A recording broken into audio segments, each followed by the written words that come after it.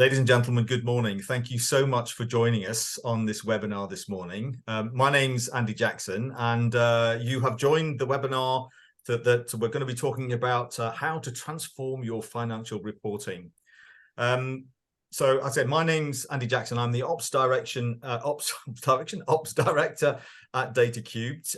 And DATA³ are a business who believe that everyone should be able to check on their business performance like they'd like to check on the weather, so you can make quicker, smarter, data-informed decisions. We specialize in producing the kind of data environments where people can gather all of the data that they need and make the decisions that make sense for them.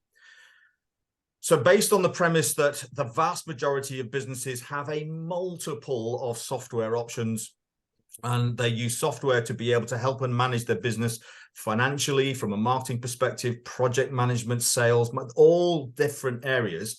Often, and especially now, we're finding that business find that these data sources are disconnected, they're disparate, and they don't talk to each other. So what we do is help gather those data sources into a single source of truth, so that we can help businesses make those smarter, better, data-informed decisions. We help make dashboards and reports for all sorts of different people in all sorts of different environments. By far, the most popular and most sought after dashboard is the financial dashboard, which is why we're here today. Now, we have three of our amazing clients with us. We have Rob Saunders, who's head of finance for SW&S. We've got Russell, who's company director and director of operations at 2x2. And we've also got Tessa, who's founder and chartered accountant, and also a transformational strategist working with her clients to enable them with a history in digital transformation as well. So Tessa, Rob, Russell, thank you so much for joining us today. Can I hand over to you, and so you can just introduce yourselves as well? Rob, do you want to kick off? Yeah, of course. So hi, everyone. I'm Rob Saunders, head of finance at SW&S Media Group. So within SW&S Media Group, we do PR and produce news content. We've been working with DATA³ for just over a year now, starting to bring them into our sort of decision-making process on how to align our systems. You know, as Andy mentioned, lots of different data sources, lots of different systems in place, and trying to work on a good way of linking them all together. So yeah, we're about a year into our journey on this, and looking forward to sharing some thoughts on how that's going and some top tips and things like that throughout today's session. Nice one, thanks, Rob. Russell? Morning, I'm Russell. I'm from 2x2, as already been mentioned, company director and director of operations. So I've been with the company since we started in 2008 or maybe 2009. I should know that date, but around that time. 2x2, just very briefly, is a procurement solutions company. We like to describe ourselves as a values procurement solutions company. So we work with organisations throughout the UK, as you would expect, helping them buy more efficiently, save money, ensure compliance, but also, and more of this, ensuring that who they're buying from aligns with their vision and values. So it's not just what you're buying, but who you're buying it from is becoming more and more important. Been working with DATA³ since 2019. At various levels, we've run a few projects with DATA³ to improve our data visibility, and they were heavily involved in setting up our data infrastructure, which is still going strong at the minute. So yeah, I'm personally looking forward to this session as well to see what I learn. Nice one, Russell. Thank you so much. And Tessa. Hi everyone, I'm Tessa Hebditch, founder of Chickpea.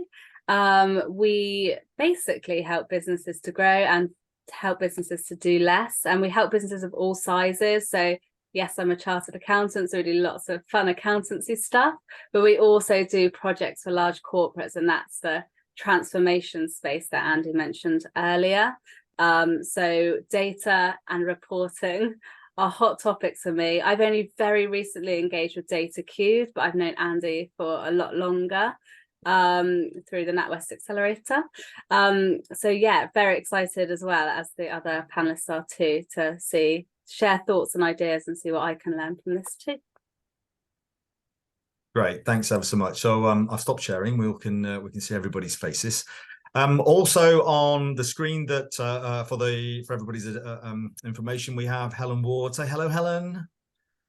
Morning, everyone. I'm just here to help with the questions, so I look forward to hearing the conversation. So Helen is going to be working behind the scenes, managing the tech, but also fielding your questions. So if you do have any questions at any stage, please feel free to put them through the Q&A function that you'll find on your menu panel.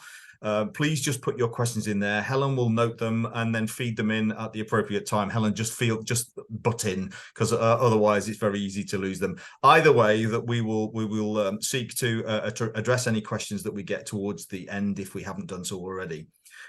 So without further ado, that age-old adage, let's get stuck in. Panel, what does good look like when it comes to financial reporting? You've all had your opportunities to be able to build your financial reports. And there are all sorts of different ways, shapes, forms that these can come in. But what does good look like for you? Rob, do you want to start? Yeah, I can start. I think so. Working in finance, I have to engage with lots of different stakeholders who want to understand the financial reporting. So, for me, there's a couple of key requirements. Firstly, it's got to be accurate and it's got to be done in a timely manner. That's good financial reporting has to be right. To start with, but you've also got to try and make it accessible to people who are not necessarily numerical people, and who don't like looking at spreadsheets like an accountant does. I think lots of us can sometimes fall into the trap of having a big spreadsheet, all the data in there, loads of numbers all over the place. Makes perfect sense to a financial person, and to someone who's non-numeric, they don't want to look at that, and they disengage. They're not interested anymore. So it's got to be easy to understand. It's got to be easy to follow. It's got to be visual in my mind. You've got to have some graphs in there. You've got to have conditional formatting if it is a spreadsheet, so that you can see, just little arrows saying, right, this is up, this is down, just the easy sort of things for people to quickly look at and see where they, focus their eyes in on the bits that they need to look at. So we love spreadsheets, don't we? People love spreadsheets. Yes. Well, in accounting and in data, we love our spreadsheets, but I think some of the people I work with, creatives in the PR space, they see a spreadsheet and they want to run a mile. But if they want to run a business, they have to understand the finances. So you've got to make it accessible to them. And there's different solutions for different people. Yeah, absolutely. Different solutions, different people, different businesses need to focus on different things. And so having the right information presented at the right time is so vitally important, wouldn't you say? Yeah. Nice one. Tessa, what do you think? Well, my thoughts kind of align very nicely with what Russell said about his company and company ethos of the vision, mission, and values. So I truly believe that any reporting that we do is not like a standard P&L, balance sheet, cash flow, boring. Like, we really need to align what we're producing in finance teams with that vision, mission, and values, and actually probably down a level as well, a bit more to objectives. We really need to be tracking and understanding how we're moving in the right direction towards where the business as a whole wants to go. And I think enabling that means that with that good financial reporting, we can make decisions at a much lower level, and we can remove some of that bureaucracy, some of that hierarchy. Not everything has to go up to exec to director level to make decisions. If we are genuinely all aware and bought into the vision, the mission, the objectives of the company, OKRs, KPIs, whatever you're doing, then we can make decisions whoever we are within the company. And I think that is where most companies can be successful, because they get the insights that they need. They can make fast decisions, and I know this is a bit of a term at the moment, but they can fail fast. So they can be innovating and really like trialing stuff and understanding and seeing reports in real time. So I think for me, it's just not having like a standard suite of reports that happen in every company. It's really aligning it to what that company is trying to do. Yeah. Nice one, Tessa. Thank you. Russell, your thoughts? My thoughts, and there'll be some overlap here with what Tessa and Rob both said there. We have a mantra for all our reporting, and I'm sure it's not unfamiliar. It's being able to make better decisions more often, better business decisions more often. So whether that's financial reporting or operations reporting, that's really what we're trying to do. How can we dive into our data and help us make decisions less on gut feeling? There is a place for gut feeling, but more on data and, okay, this is what the facts are. So that's sort of what we try to apply to all our reporting, finance and beyond that. As there's already been mentioned, accuracy, timeliness of reporting and the insightfulness that we get from reporting is really, really important. And key to that is starting about asking, okay, what question are we trying to answer here? And really being focused on that. And what we have found is, if we're not, that report can become very complex and very broad, and actually fails to answer the key finance questions we're looking for. And so we think it's really important that we're initially clear, okay, what question are we trying to answer here? And what are we going to do with that answer as well? That's important. Hopefully it's not just an answer that's nice to know, but we're actually going to do something with that answer. Impactful visuals has already been mentioned. People much prefer looking at charts and spreadsheets. So that's that good reporting includes good visuals. And when I was talking to my finance director before this webinar to get her thoughts on the questions, which was hugely helpful, she also mentioned, and again, it has been mentioned before, reporting democracy, in that it's not just a select audience that can view the reports. If it's helpful to you, then we make that available to the wider organisation. Again, not being too complex, but at the same time, allowing drop downs for those people who actually need to know to drill down into the report and see where that data is coming from. That would be more specifically for the finance department, and then giving that higher overview across the organisation. Cool. So some really sort of significant points there in terms of, making sure that it's accessible, it's simple, it's visual, so that people are engaging with it. They get the information that they need, but more to the point, the information that they get is actionable. There are things that people can do off the back of it, because otherwise, what's the point? A number is just a number in that respect. Brilliant. Thank you. So I'm assuming that you've also seen some bad financial reporting. What does that look like? Opposite of the original answer, I'm guessing, as well. Tessa? Yes, definitely seen some bad stuff. Probably more than I see good stuff. So for me, it kind of goes back to that data piece. And if we've got no data governance, then we've got no accurate reports. Or they might be accurate for a finite amount of time, and then they just like fall out of use. So I think the data governance piece for me is where it leads into that kind of bad financial reporting. Also, I think finance teams that I've worked with, that a lot of them are just churning out the same reports time and time again. And so stale reporting essentially is what I'm trying to get at, is an issue. It's doesn't move with the company, it doesn't respond to change, it doesn't respond to things that should be happening within the company, which is decisions are being made, we're innovating, we're moving, we're changing, we're getting new information. So our report should be evolving at the same time. And again, on that kind of same line, there's a lot of historic reports, I think, in financial reporting as well. And going back to, I think, Russell, you mentioned the kind of what is the why? I think sometimes it's that, like, well, we've done month end. Yes, our month end is 60 days long. Like, now why? Like, what are we doing with this information? So I think it's really important that we don't just, historic information definitely useful, not saying it's not, but we think about that why, like, what is it, what are we doing with this information? And it's not just all about the historics, it should be forward looking too. Yes, and the final thing I thought about as well was around, what does the business want? So for me, like, a lot of finance teams kind of dictate what reports are going out to the rest of the business. And for me, it should absolutely be the other way around.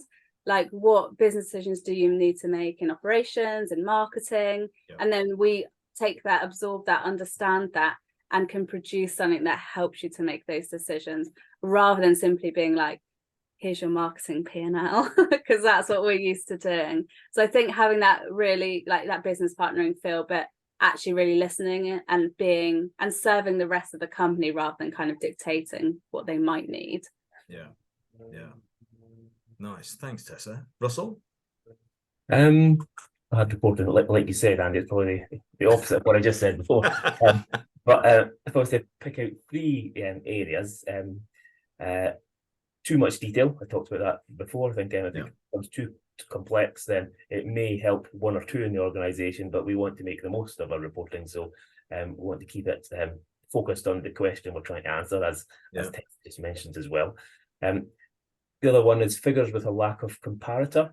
So we may measure conversion rates or return on capital employed, and just have that figure, which is useful. But okay, what are you comparing that against? What do you want to see happen with that figure going forward? What are you learning from where it is? So have a comparator that we've got the figure, we'll compare it to this, and that might be a target or whatever. But that's it. Gives more meaning to our reporting. And lastly, and I probably should say this first, multiple versions of the truth. I think that is a big one for us. So especially when you're interlinking various systems, so the finance systems, the CRM system, marketing system. If you've got your CRM saying something different to your finance, it creates problems. Accuracy. I think it's important that we weave our reports together with a consistent thread of truth, so that we're getting the same message throughout. And because the minute you don't have that, you're not getting accurate information. But a consequence of that is people start not trusting the reporting you're providing. Part of this is actually building trust for our staff, that you can look at these figures and you can be confident that that's not easy. I'm not saying that's easy to do, but it is important as a focus point. And it's something that we hear about a lot. It's something that we work with our customers and you guys a lot in terms of that single source of truth. You have to have that single source of truth by drawing in all of the various the applicable data from all of the various sources, so that's one thing that you can hang your hat on. Rob, would you agree? Yeah, completely. I think Russell and Tessa have pretty much nailed most of the key issues you see in financial reporting, and that's a big one. The three different systems all giving you a different number, and there's nothing worse. You walk into a meeting with a pack, your finance pack to report the numbers, and then the sales director reports his numbers, and you're like, hang on, they don't. They're not the same. Getting that single point of the truth, and using the work that we're doing with you guys to try and make sure that our systems are reconciled and checked, and we understand where there's differences and they get resolved quickly, because there are different systems serve different purposes throughout the business. So you can't just have one system to rule them all, but you need multiple ones, but they need to be checked and regularly reconciled to make sure you are reporting the same information. I think the one thing that I would also add to what's already been said on bad reporting is when there's no narrative or no explanation. So a dashboard's great and people being able to drill in and look for it, but particularly in financial reporting, you're often producing a pack for the board at the end of each month or something like that. And if you just put a load of graphs in there or a load of tables and there's no explanation to what the numbers mean, we're the people in finance who have to be able to explain those numbers to the rest of the business. And I think you often see sort of pages and pages of tables and graphs with no words explaining what the trends are, what you've seen in the numbers, why the numbers are saying what they are, why are you 10% down on budget, why are you 10% up on budget, what are the key drivers that are causing those variances. And I think it's one of the things that at the moment you don't really get from a dashboard, because the dashboard leaves you to interpret the numbers as the user of the dashboard. Something that is starting to come is you can type questions into something like Power BI. You can ask the dashboard a question and it will give you an answer, and sort of that sort of stuff is beginning to come into play, and users can get that insight. But at the moment, that is the one failing of a dashboard, is it leaves the user to try and interpret the data that's being presented to them, because you can't be in real time putting text into a dashboard. But financial reporting packs, when you produce them for the board for month ends, things like that, they've got to have some narrative in them. And the only other thing, I think we sort of touched on it, but is when there's no sort of look forward in financial reporting. It's very easy when you produce a set of management accounts or stats accounts, anything you do in finance, you're often looking back because you're looking at things that have already happened. One of the key reasons why it's got to be timely is because it is historic data. As soon as you move on to the 1st of December, November's numbers are old news. But you need to see them to see how the business is performing and how it's trending. But you've got to focus on looking forwards as well, and what's the outlook for the next month. And the bad financial reporting sort of very much is your November management accounts come out the last day of December. It's a month old already. It's out of date, and there's nothing talking about what's going forwards. So you're talking about, recognizing the history of the financials, and even to the point where we are right now, but also being able to forecast based on, what it is that you anticipate happening, and budgetary elements as well, right? Yeah, exactly. So, almost every business will set itself a budget at the start of the year. They may occasionally reforecast it. So you'll have those sort of set in stone figures that you've put in place at a certain period of time. But again, a forecast and a budget is out of date the minute you've done it. So having those sort of using the data that we've got to predict trends and forecast sort of on a more real-time basis. Often we don't do any of that in financial reporting, and it's the sort of thing that we should be looking to do more of. Cool. It was interesting that you mentioned, and I'm going to jump forward a little bit now because we plan to talk about this a little bit. But where do you see the future of financial reporting going? Because you sort of mentioned being able to sort of write in questions to Power BI and other platforms. But with the addition of AI, surely there's a great opportunity there.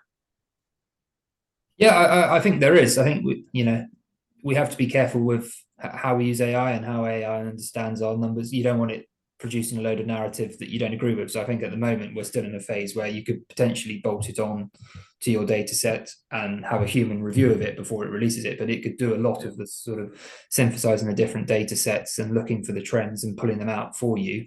Yeah. To say, you may want to write about these things in your financial report.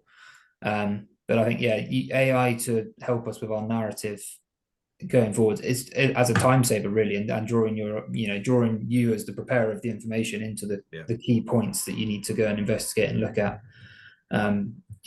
Everything with all the tech that's coming along over time, what it's doing is it's meaning there's less manual processing and more time to actually analyze.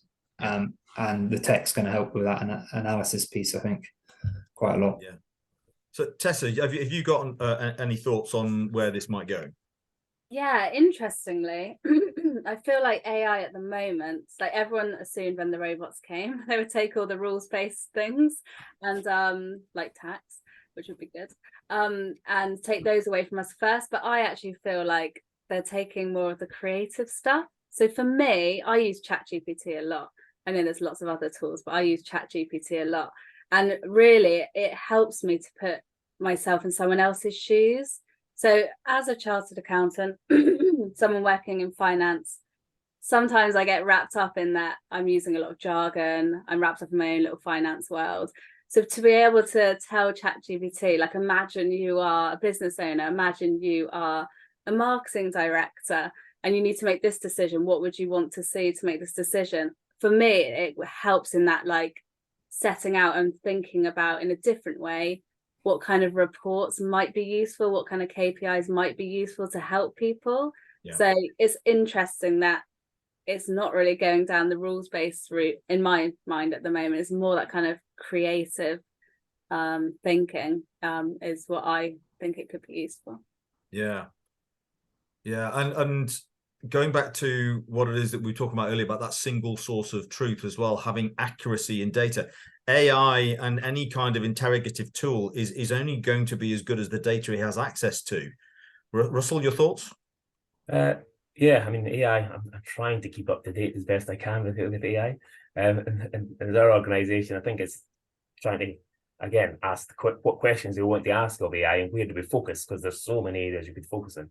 But again, it's similar to what's been said. It's like it's analysing our various sources across the business. The finance is saying this, as Tessa was just mentioned. Marketing is saying this, our marketing reports, our sales report is saying this. What can we learn from that? What questions can we ask ChatGPT to come back to us that would potentially take us days, weeks to form an opinion on? And I'm not saying we absolutely trust AI's opinion all the time, but it can be really helpful. And it's an area we're still growing in, if I'm honest. I mean, I see that the whole AI piece at the moment as in two areas: looking inwards into that private environment of your own data and being able to make insights and develop questions and challenge the way that we're thinking based on what's happening internally, but also having the ability to be able to access external sources that might give us an opportunity to do a comparison, a market comparison or a financial comparison on, other businesses who might be operating in the same kind of environment. I think it has the potential to be quite exciting, also quite challenging, I think, and with that in mind, so what's the biggest challenge that you've faced through this process of developing your financial reports? Rob? Okay, yeah, I can go first. I think that for me, there's a few sort of ones, and Russell's touched on them already. But nailing down your KPIs, I think, you know, when you first sit down and say, right, we're going to build a financial dashboard, or we're going to reproduce a new set of financial reports because the old ones they've been around for 20 years and we're going to replace them. We're going to spruce them up a bit. Yeah. And you sit down and you get given a list of 50 KPIs when you talk to all the different parts of the business, and you go, hang on, you know, we've lost the key part of KPI there. We've just got 50 performance indicators. And I think when you've got lots of different multiple stakeholders, they all want their KPIs. And I'm not saying that they're not important, but you've really got to focus in, particularly on financial reporting. You've got to, if we're focusing on financial reporting in this session, you say, right, what are the key financial KPIs? And there will be some operational ones that feed into that. But, you know, not all of your marketing KPIs or your sales KPIs are necessarily going to be relevant to a financial report. And I think trying to get people to understand that the KPIs you probably want 10 maximum, something like that, so that you can actually track them, trend them, and you want to keep them the same as well. I think your KPIs need to be the same. You don't want a new one thrown in every other month saying, oh, I can start tracking this now, I can start tracking that now. Not that we are going to necessarily say you won't track them, but I think, you know, you want consistency in what you're reviewing, and there's got to be a reason why you're bringing a new KPI in, and things like that. So I think getting sort of stakeholder alignment on KPI reporting has been one of my biggest challenges, because they've all got different interests in different divisions within the business. And also, I guess, you know, everything we do to try and improve this, working with you guys, there's a cost benefit, you know, there's a cost element to that. And whilst for people like us, we can very easily see the benefit of having better systems in place, better data. Sometimes it can be a challenge to bring other people on that journey with you, to say, you know, we're moving away from the old reporting because it's clunky, it's slow, it takes 2 weeks to prepare. We're going to move to this, but there is going to be a big upfront cost in building some of this. And explaining that to people, getting them bought into that process, can sometimes be a challenge as well, because it's not cheap as an initial cost, but the benefits are huge in the long run. So it's one of those it's an investment piece that you've got to sell to the business. So bringing people along on that journey, and all 50 KPIs, or maybe not, obviously, but it's a real challenge. And I'm guessing, Tessa, that you've come across this as well. Definitely. I think that kind of mindset and being able to explain it in a way that's relevant to the person you're talking to, which isn't always a finance person or necessarily a reporting person, is very challenging. Something I see a lot as well as one of my main challenges, is immature enterprise architecture. So what I mean by that is the company's kind of structure of their systems and their data and where it all sits, going back to what Rob and Russell have touched on already, which is having master data points everywhere.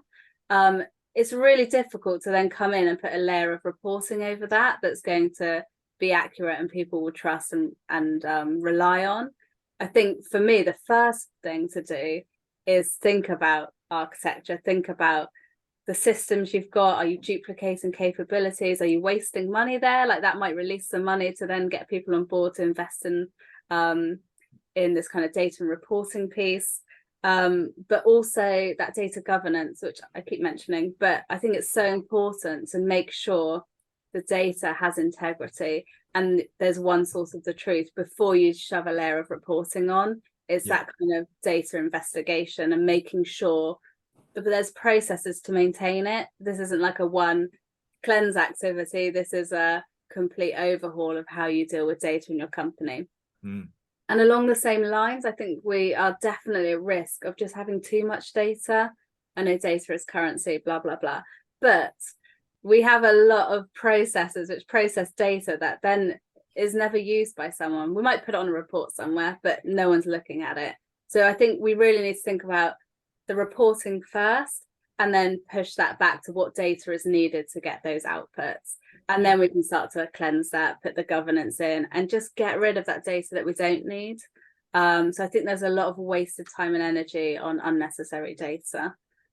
So that's what Yes, I really like the thinking around not keeping data that you don't need anymore, because it is very easy just to store data and just keep it archived.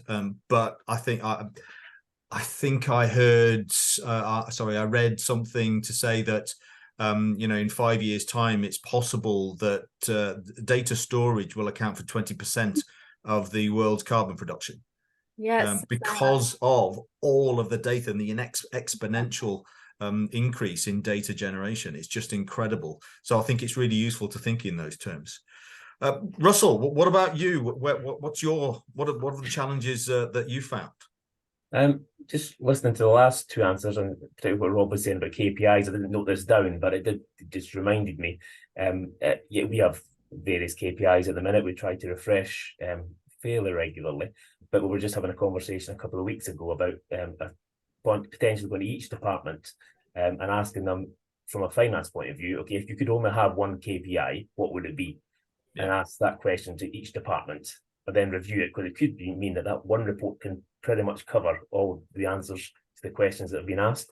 That just popped into my head as Rob was talking, but I think because that can be a challenge to us, like say we just have too much data and we're answering too many questions, where if we ask the departments, okay, just focus it in, if you could only have one KPI from finance, what would that be?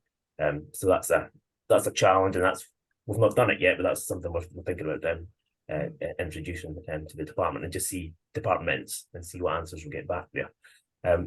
The other thing that I did write down was the complexity in our processes. Again, this relates to what Tessa was saying, that part of that is immaturity, and maybe we just need to set it up a bit better. Part of that is just we've built and built and built on something, and it's become too complex. An example is that we have a lot of products. We have hundreds of products, and some of them are very similar. Some are just the pricing is different, and that's specific to individual customers. Reporting and getting product profitability has been a challenge. Again, when I talk to my our finance director, that's what I heard back. Yeah, that can be a challenge, getting down to product profitability when we have so many products and so many that are quite similar.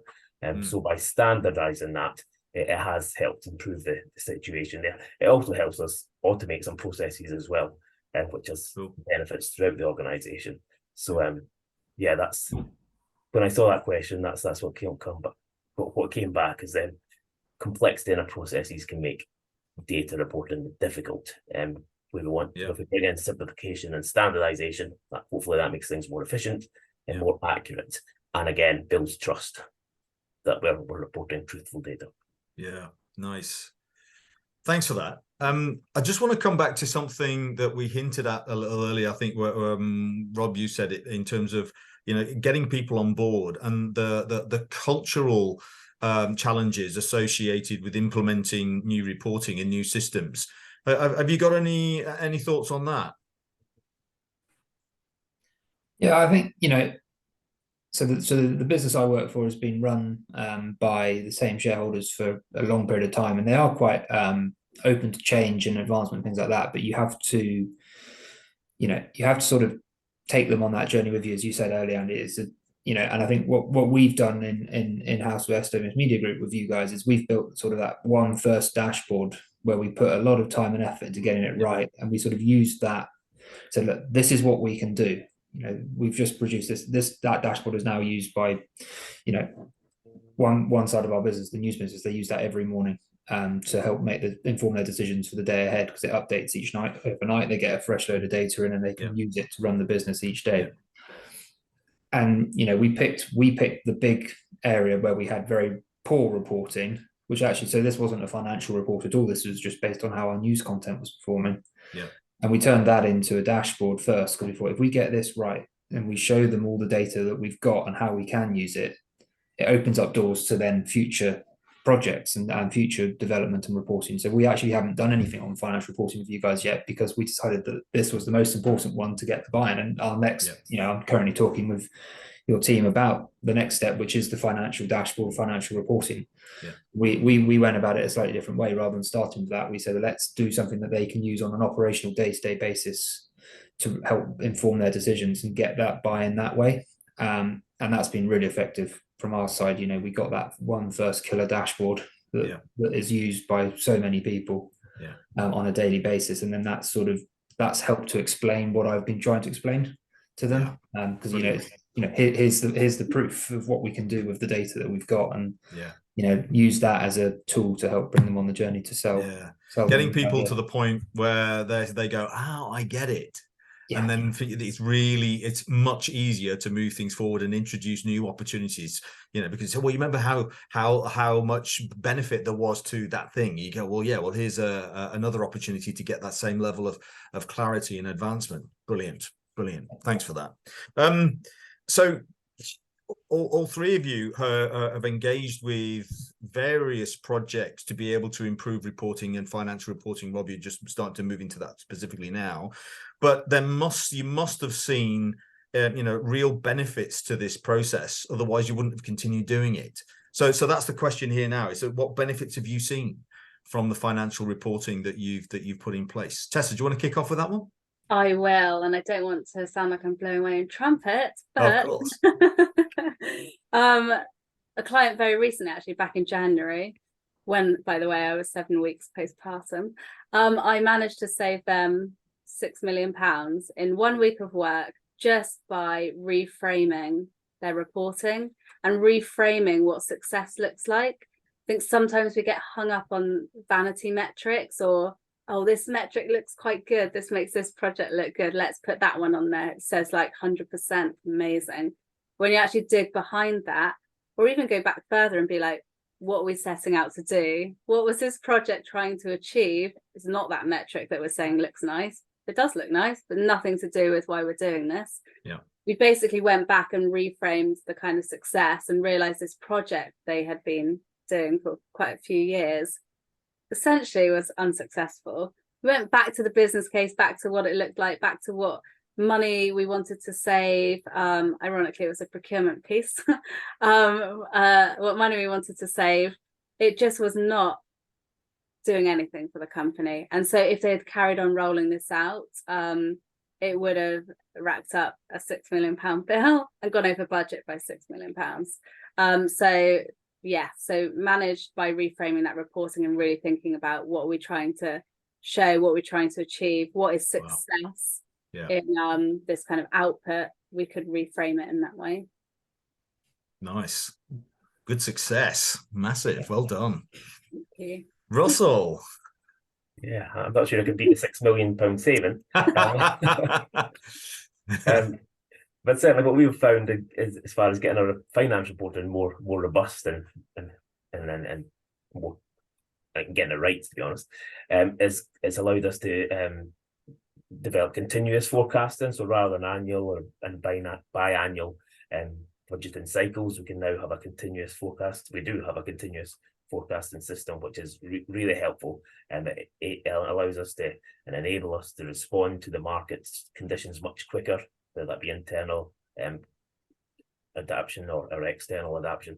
So having that consistent daily view of where we are has been really helpful.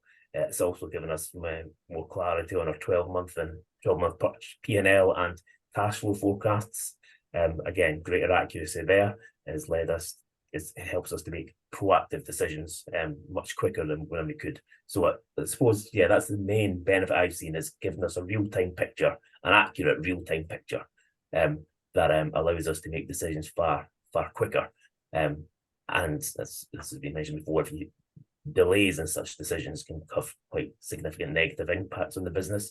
So we're protecting the business by being able to have respond quicker because of the insights we're getting from our financial reporting now, which has been very valuable to 2x2.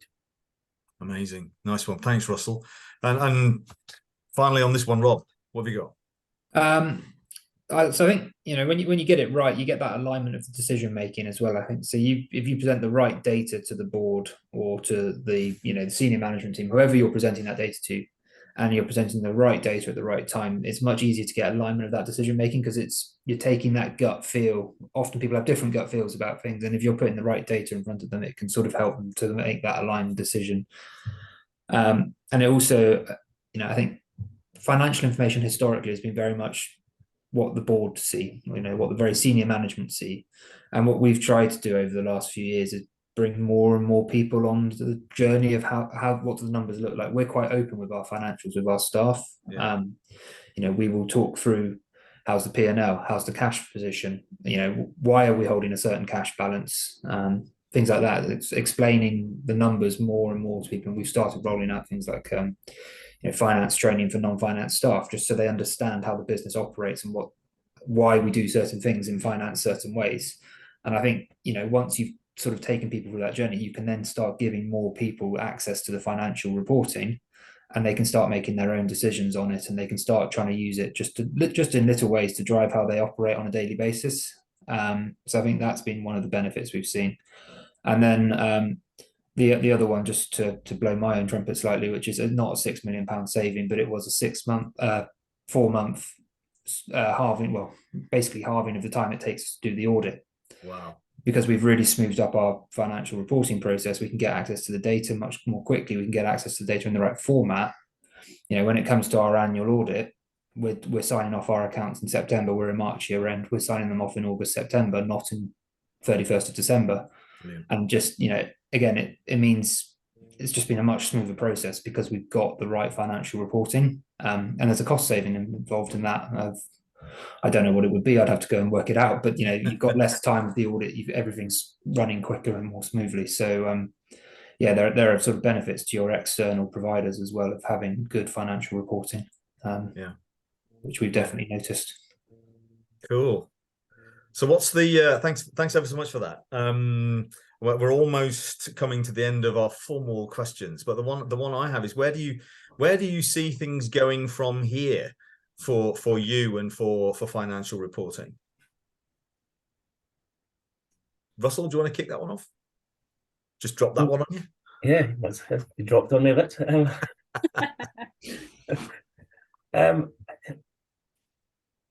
I think it's just keeping pressing on for them. It's been mentioned several times, that accuracy and making sure that the data is truthful, the reporting is truthful. Yeah. And continue to press in on that. And alongside that, continuing to build the culture that values data. We're talking about finance data today, and that it's very much that, but there's just that general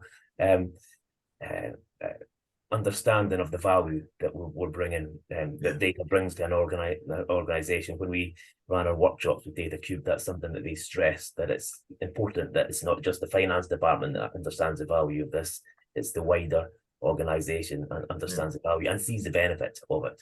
So we continue down that path going forward. And the AI question, I'll put my hands in the air a bit and say I'm not quite sure where that's going to land, but there's clearly advantages there. Again, I think it's just focusing, okay, we can do so much with AI. What do we really want to do, particularly with our finance? And learn from other people. These sessions are good for that as well. Because the capability of AI is so vast, talking to other people and understanding, okay, how does this apply to your finance situation? That's how I see the best learning going forward. Yeah, nice one. Rob, what do you think? So, looking ahead at the next 12 months, which is sort of something I start doing around December time anyway. So this is quite a timely question because I've sort of been thinking, what's our strategy for our data and our financial reporting for the next 12 months? And I think one of the key things for us is doing a full review of all the different data sets we have. How can we connect them together so that, where possible, the reconciliations is automatic and it's been done because data's flowing between different systems. I think, one of the things we've got to accept is that there are going to be multiple systems used in the business. And one of the things we've therefore got to address to get that single point of the truth is how do we connect them all together? What's the most efficient way of doing that? Is it through a data warehouse and just building reporting on top of it? Or is it going more granular and actually building links between those systems and getting them talking to each other sort of on a, hourly, daily, transactional basis, working out all of that is probably that's where we're going next with it all, and trying to get it to that stage where we can just produce that dashboard that has that single point of truth. Nice. And finally, Tessa? Yeah, I feel like there's so many bits and new things that I've kind of thought about having this discussion as well. So I think for me, that kind of architecture and data piece, so what Rob said about having multiple systems, I think lots of people are moving away from this one system that does everything, even though we specialize in ERP implementation. But it is like the market's moving, like lots of people are building, like getting quality systems that are, I guess, the masters of what they do rather than jack of all trades like an ERP. So having something that links them together, but also being able to communicate that. And I think that's kind of one of the big things I've taken from what Rob, you said earlier, was around how do we convince people? Because reports look nice, but that is almost like the end product. Like the first thing is like systems and data.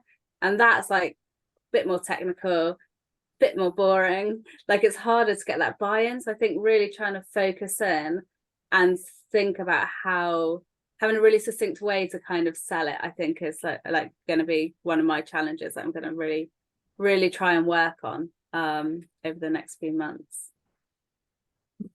Cool. Nice. Panel, thank you so much for this. Before we go, Helen, have we got any questions?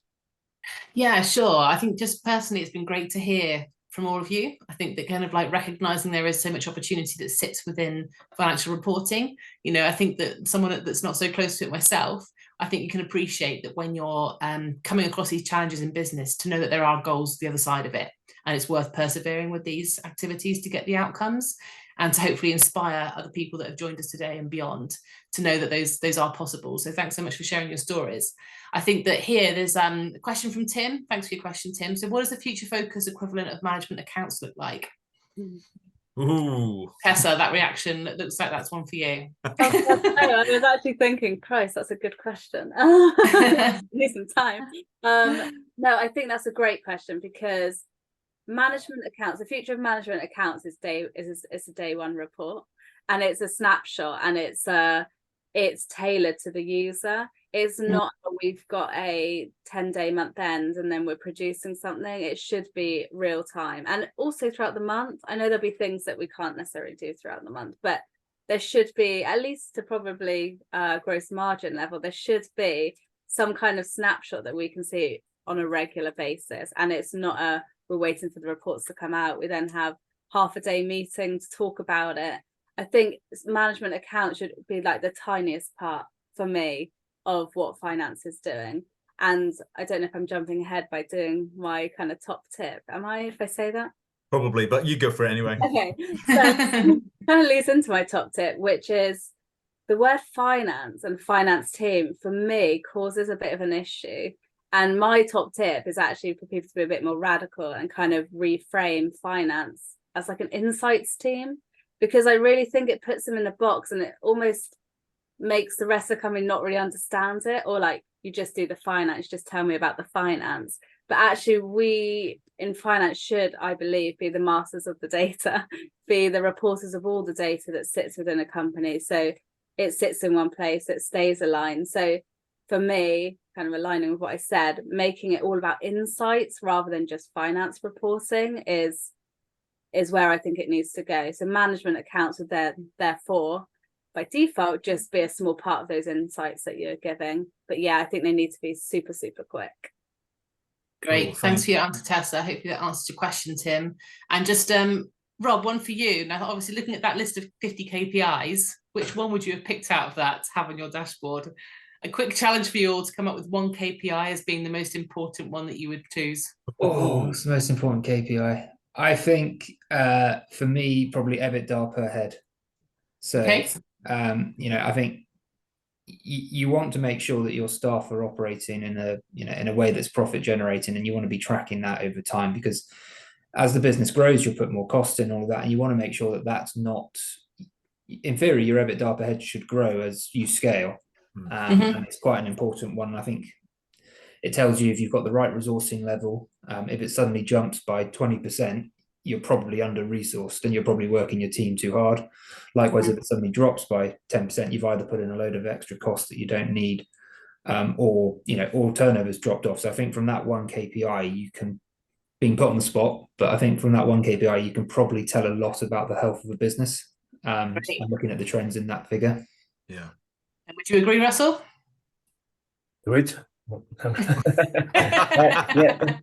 I'm very wary. I'm not an accountant on this panel, but I'm more operational. But yeah, we do measure that metric as well. And for me, it's about, I suppose, just as I was thinking as you mentioned the question, it's related. It's the value of our conversions, which means talking to sales, talking to marketing, and talking to finance. Okay, how successful are we in converting our sales, and what's the value of that? That's a key metric for us. Cool. Brilliant. And Tessa. Oh my God, didn't even ask me. Actually, as Rob was talking, I was thinking, yeah, EBITDA per head is probably a really, really good one, especially if you start to then look at, I'm all about not just about profit, also about people, the planet, triple bottom line, whatever you want to call it. So having some kind of metric that also feeds into average salary per head as well would be cool to see them both grow together. So like giving some of that back. So yeah, I think I like that one, but I was thinking of ways I could expand it and maybe have it like phase depending on level of role. I don't know, but I was just thinking about that EBITDA per head. There's lots you can do with that, so I like that one. Yeah, it just shows how everyone's different and how everyone's got their own view, which is why it's important for everyone to have the right information for their roles. And just finally, if we've got time, Andy, if you're okay for the last question. So I've got one around, if you do, what do you want to know now? So if you could know from the beginning of this project, what would you want to know from where you are now at the start? I can answer that very quickly. There we go. I want to know that you guys existed, if I'm honest. So I'm all about supporting women-owned and operated business. And so to find you guys, and obviously I love Andy as well. So he's just a bonus. So yeah, to find you guys and be able to kind of collab with you and like think about what that collaboration looks like and be able to recommend you into my clients. Because I can preach about data warehouses and data lakes and Power BI, but I'm definitely not the expert. So to find like a really cool partner who is also women owned, I think is really exciting. So for me, it would be having found you guys a lot earlier. Yeah, that's a good answer. How about you, Rob? I think so. One of the things that's become very clear working with you guys and Shimon and I have been talking about it a lot. Who's our sort of lead contact at DATA³ is Tessa, you touched on it earlier, having these various different master data sets and sort of not really understand. You know, I've worked with an organization before that's built a data warehouse and sort of been involved in that, but not from the pure nitty-gritty detail of that. And talking it through with Shimon and just the way he just shows us how mad what we're doing is from a data point of view and how big the challenge is to do it. And I think if we'd known that earlier, would we have designed our systems in a different way? And the answer to that is yes, we definitely would have built things in a different way to make them easier to join up in the future and things like that. So that's something that's really come out in the last 12 months when we've been talking to you guys, is we've got loads of great systems and they're doing loads of great things, but they're so difficult. They're going to be such a challenge to join up. So we're going to have fun over the next 12 months. Oh yeah. It's totally worth it. Yeah. And by no means least, Russell. Yeah. I'll mention two quick things. One, which has been mentioned several things, this idea of simple source of truth and just keeping that at the forefront of our minds with any new system, finance and beyond, that we're integrating, just keeping that, the importance of that single source of truth and consistency across our data sources. They had been appreciated the significance of that earlier on, that would have, or at the start, that would have been helpful. As far as our relationship with DATA³, I think understanding the balance of internal and external resource. So we found our sweet spot is when we had a data analyst, and this isn't for every business, but for us, having an internal data analyst and then using DATA³ for that more expert advice and more in-depth data scientist type of role. That was really helpful. Organizations have got to make a call. Do we just completely outsource our data? Do we have a bit of a balance? Do we have some? Do we do it all internally? And for us, we found the most value where we had a data analyst in-house and then used DATA³ for that expert advice and setting up the data infrastructure. They were very involved in that. But that's what we found as a good balance for us. And I suppose if I knew that at the start, it would have moved things along a bit quicker. Oh, awesome insights. Thanks for sharing. Back to you, Andy. Brilliant. Thank you. With only a few minutes to go, I think it probably makes sense for us to draw a line under everything that we talked about. Tessa, Rob, Russell, thank you so much for your time and your insights here today. And by way of a final hurrah, your top tips. So what are your top tips, Rob? I can't remember. You were going to put up. Yeah, there we go. There we go. I really struggled to come up with one top tip, but yeah, keep it clear, keep it concise on all financial reporting. Let's face it, there have been so many core things. Keep it clear, keep it concise, keep it simple. That single source of truth. There's been so many things that have come out of this. But yes, absolutely clear and concise, spot on. Tessa? Mine was that radical one I've already mentioned. Start calling your finance team an insights team and making sure you are the masters of all the data. Nice. And finally, Russell. Mine is about getting a question right. Understand what you're trying to answer and what you're going to do with that answer. Brilliant. Brilliant. Thank you so much to you guys. Thank you so much to everybody who's taken the time to watch us today. And of course, if you're watching on recording, thank you for seeing it all the way through to the end. Thank you. And we will say goodbye. Goodbye. Bye. Thank you.